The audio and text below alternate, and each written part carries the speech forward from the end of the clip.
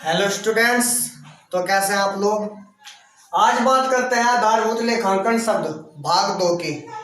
भाग फर्स्ट में मैंने आपको बताया था कि व्यवसाय के अंदर लेन देन कैसे होते हैं, उनकी लेन देनों से जो भी घटनाओं पर प्रभाव पड़ा उनका क्या परिणाम रहता है। आज बात कर लेते हैं व्यय की, आय की, लाभ की, हानि की, क्रय की, इन्वेंट्री की, माल की और विक्रय की। तो आइए शुरू करते हैं। व्यय व्यय यानी कि खर्चा, यानी कि एक्सपेंसेस। एक्सपेंसेस क्या होते हैं कि किसी भी सेवा को खरीदने के लिए जो भी पे करा जा चुका है पैसा, यानी कि जिसका भी भुगतान किया जा चुका है उसको व्यय कहेंगे।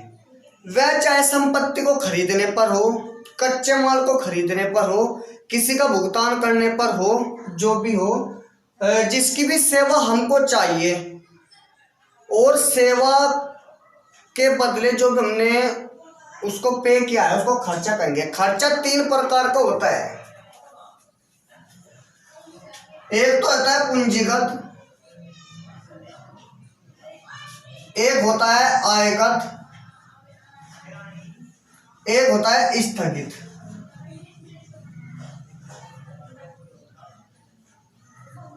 पूंजीगत, आयगत और स्थगित। देखिए, पूंजीगत खर्चे ऐसे खर्चे होते हैं कि जिनका लाभ हमें कई वर्षों तक का मिलता है। देखिए, जैसे कोई स्थायी संपत्ति है, जैसे भवन है या फिर मशीन है, उसकी रिपेयर के लिए जो भी हमने खर्चे किए, अब ये तो है नहीं, मान लो हमने मकान की मरम्मत करवाई, अब मरम्मत तो एक बार करवाएंगे ना, हर महीने तो नहीं करवाएंगे। तो जो मरम्मत हमने घर की करवाई उसको पूंजीगत व्यय कहेंगे। चाहे वो मशीनरी की लागत में कोई भी संशोधन हो उसको ठीक करवाने के लिए, या फिर कोई भी ऐसा खर्चा जिसका लाभ हमें लंबे समय तक का मिलेगा, जो खर्चा कभी कभी होएगा, तो उसको पूंजीगत कहेंगे। इसके बाद आता है व्यय में ही आयगत व्यय। आयगत व्यय वे होते हैं, मतलब जो खर्चे व्यापार के अंदर बार बार होते रहते हैं, उसको कहेंगे आयगत व्यय। यानी कि इनका कोई समय नहीं है, ये बार बार हो सकते हैं। जैसे सैलरी देना, किराया देना, प्रीमियम भरना, या फिर अदर एक्सपेंसेस, रेंट देना, कमीशन देना, डिस्काउंट देना।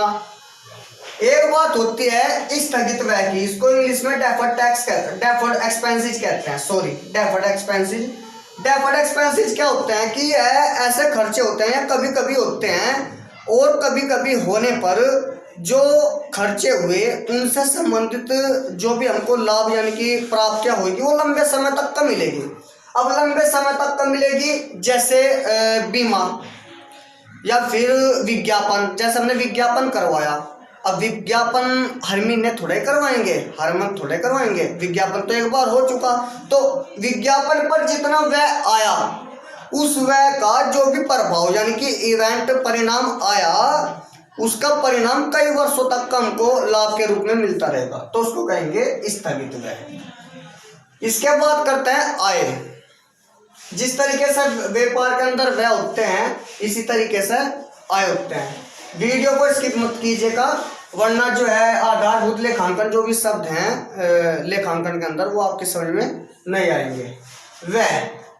व्यय क्या होते हैं कि जिस तरीके से खर्चे होंगे, वही व्यापार के अंदर मजदूरों को मजदूरी देना, सैलरी देना, रेंट देना, कमीशन देना, एडवर्टाइजमेंट करना, प्रीमियम भरना, डेप्रिसिएशन लगाना भी एक व्यय, लेकिन यह नॉन कैश एक्सपेंसेस है। इसी तरीके से व्यापार की आय भी होती है। व्यापार की आय से क्या से है कि मान लो हमने कच्चा माल खरीदा, कोई भी माल हमने खरीदा यानी कि परचेज करा, क्रय किया, और उसमें हमको छूट मिल गई, यानी कि देने थे तो हमें 2000 रुपये दे, हमने 1950 रुपये, तो जो है 50 रुपये का अंतर आया, इसको कहेंगे इनकम। इसको लाभ हानि खाते में दर्शाते हैं। अब इनकम में चाहे वो डिस्काउंट मिले, कमीशन मिले, या कोई भी इनकम हो, जैसे कहीं हमने पैसा इन्वेस्ट कर रखा तो इन्वेस्टमेंट पर जो भी ब्याज होगा, लाभांश जो भी मिलेगा, यानी कि व्यापार को किसी भी तरीके से प्राप्ति हो आय से संबंधित, उसको कहेंगे आय। फिर आता है लाभ। लाभ की बात करते हैं तो लाभ में क्या होगा कि मान लीजिए हमने व्यापार को सुचारू रूप से तो शुरू कर दिया, अब व्यापार के अंदर कच्चा माल खरीदा। कच्चा माल खरीदने पर क्या हुआ, हमने उसको पक्के माल में कन्वर्ट करा और उसको सेल्स करने के लिए प्रक्रिया शुरू कर दी। तो सेल्स के अंदर सारे खर्चे यानी कि सेल्स की लागत घटाकर, यानी कि सेल्स की लागत घटाकर जो भी आएगा उसको लाभ कहेंगे। कहने का मतलब यह है कि मान लीजिए हमने कच्चा माल खरीदा था 2000 रुपये का और निर्मित करते करते हमने उसको सेल्स कितने का कर दिया, 2500 रुपये का। तो जो ये 500 रुपये का अंतर है ये हो जाएगा लाभ, यानी कि विक्रय के संबंध में, यानी कि माल के संबंध में जो भी बिक्री हुई और बिक्री से संबंधित सारे खर्चे घटाकर जो भी शेष बचेगा उसी को कहेंगे लाभ।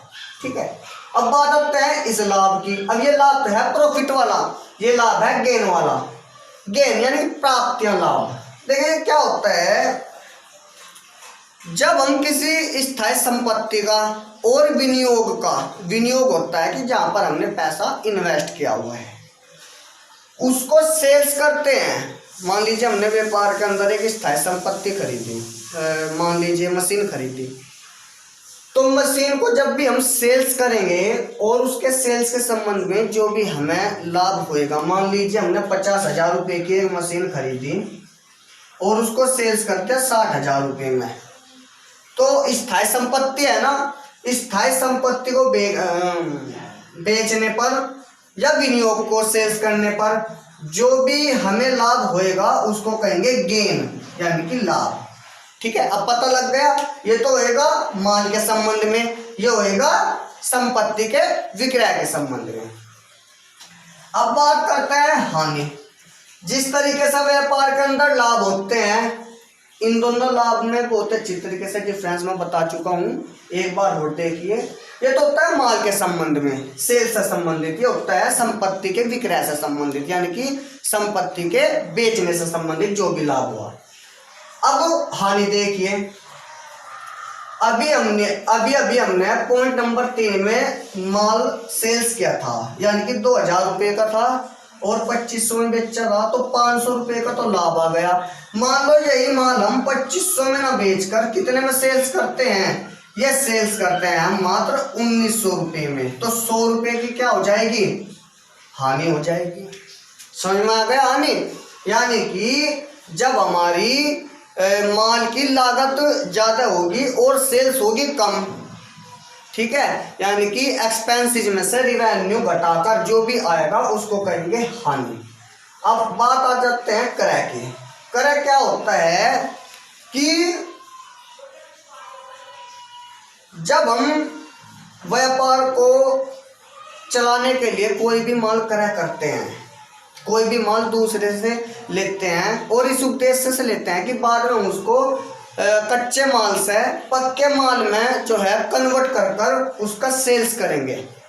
अब पहला कच्चा माल लिया ना, तो जो वो लेने की प्रक्रिया है उसको कहेंगे क्रय करना। क्रय माल चाहे कैश का हो या क्रेडिट का हो, भाई माल उधार में भी खरीदा जा सकता है और नगद में भी खरीदा जा सकता है। यानी कि जब हम व्यापार को ऐसे उद्देश्य से कोई भी वस्तु ग्रहण करेंगे जो हमें आगे जाकर उसमें संशोधन कर कर उसको सेल्स करना है, तो उस प्रक्रिया को क्या कहेंगे, जो वो वस्तु लेंगे उसको कहेंगे क्रय करना। ठीक है, बात करता है विक्रय की। जब हमने माल क्रय कर लिया तो फिर कच्चे माल को WIP में डालकर उसका संशोधन कर कर उसे निर्मित बनाया, यानी कि रॉ मटेरियल से फिनिश गुड्स बनाया, यानी कि कच्चे माल से पक्का माल बनाया। तो जब हमने पक्का माल बनाया तो उसका विक्रय कर देंगे, यानी कि उसको बेच देंगे, विक्रय कर देंगे, सेल्स कर देंगे। तो सेल्स का अर्थ यही है कि जो हमने कच्चा माल खरीदा था उसमें संशोधन कर कर उसको पक्का बनाया और पक्का करने पर जब हम उसको लाभ के उद्देश्य से दूसरे को दे देंगे तो उसको कहेंगे सेल्स। यानी कि विक्रय। अब बात कर लेते हैं माल की। माल की, रहत्य की, स्कंद की। देखिए तीनों नाम एक ही हैं। देखिए स्कंद, रहत्य, माल, सीधी सी बात है कि सीधा सा मतलब इसका रास से नहीं है, खाली फिनिश से है।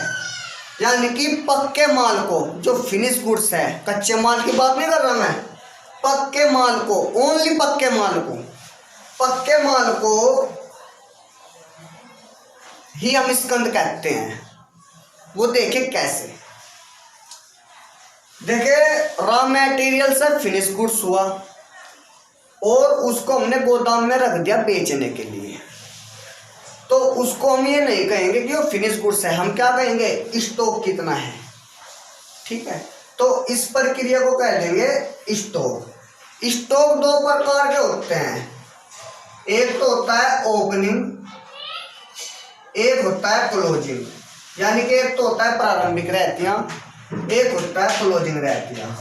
अब देखो स्कंद रहतियां, मान लीजिए हमने कोई परचून की दुकान खोली, ओपन करी परचून की दुकान, उसमें मान लो कितना सरफ है, कितनी शुगर है, यानी कि दुकान में कितना माल पड़ा हुआ है। ठीक है, अब वो कच्चा माल नहीं है, वो कैसा माल है, वो है पक्का माल। तो जो ये पक्का माल है इसको तो कहेंगे स्टॉक। ठीक है, जो माल पिछला शेष था, जो बिना बिका हुआ रह चुका था, ठीक है, उसको कहेंगे क्लोजिंग स्टॉक, जो रह चुका था। और जो हम नवा खरीद कर लाएंगे उसको कहेंगे ओपनिंग स्टॉक। ठीक है, अब समझ में आ गया माल क्या होता है। इसके बाद बात करते हैं इन्वेंट्री की।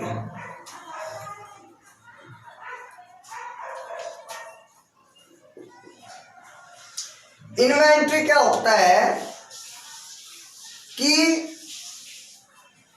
मान लो हमने व्यवसाय के अंदर सेल्स करने के लिए कुछ वस्तुएं खरीदी कच्ची, और कच्ची वस्तुओं का पक्की वस्तु में जो भी कच्ची वस्तु से, यानी कि कच्चे माल से पक्के माल में बदलने की जो भी प्रक्रिया होगी, निर्मित माल हो, उसका WIP हो या होने की प्रक्रिया हो, और कच्चे माल से लेकर पक्के माल तक की सारी प्रक्रियाएं इन्वेंट्री कहलाएंगे। इसका खाली वही होगा जो पक्का माल होगा, फिनिश गुड्स होगा।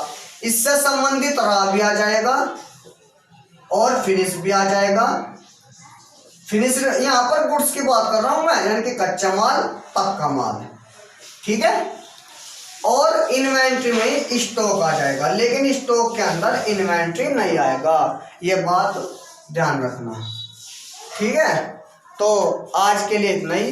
हमारे चैनल को सब्सक्राइब करें, वीडियो को लाइक और शेयर अवश्य करें, ताकि आने वाली नई वीडियो सबसे पहले उसके नोटिफिकेशन आपको मिले।